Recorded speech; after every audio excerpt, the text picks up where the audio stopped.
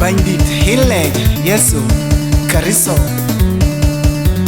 Ashiran tonga gin nyalinda dor ku Yesu Kristo Ala kut ku nyol pingu lay ku nyalinyo ay kwa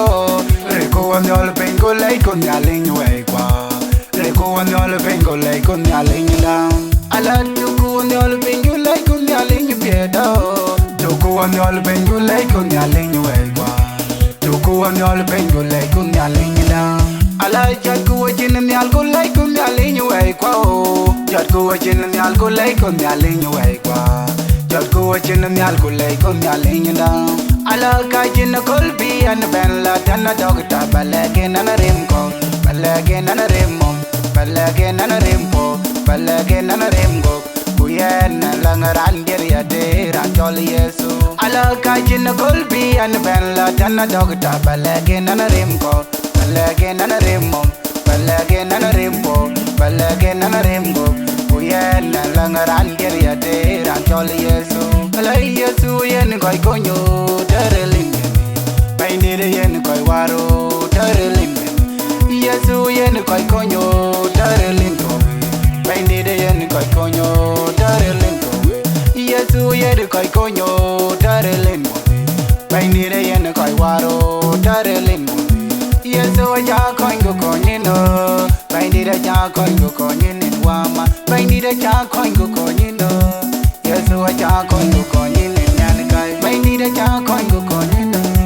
Yesu ja koy go konyino nyan kai bainire ja koy go konyino nyan kai bainire ja koy go konyino Yesu ja koy go konyino bainire ja koy go konyino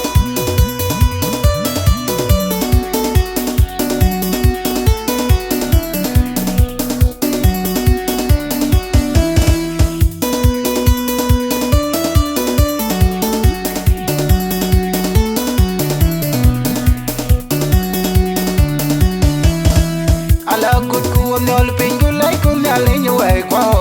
Reko nyol pingu lay ku nyalinyo ay kwa Reko nyol pingu lay ku nyalinyo lang Ala tuku nyol pingu lay ku nyalinyo piedo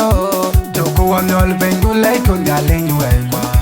Tuku nyol pingu lay ku nyalinyo lang Ala jat ku wajin nyal ku lay ku nyalinyo ay kwa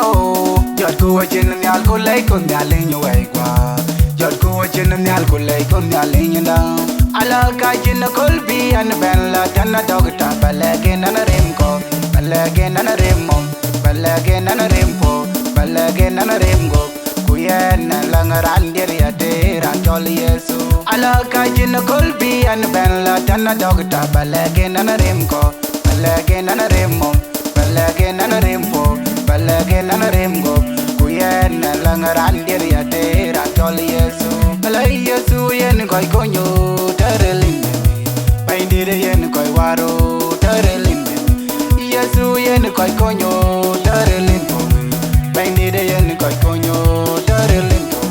Yesu yen koy konyo terelin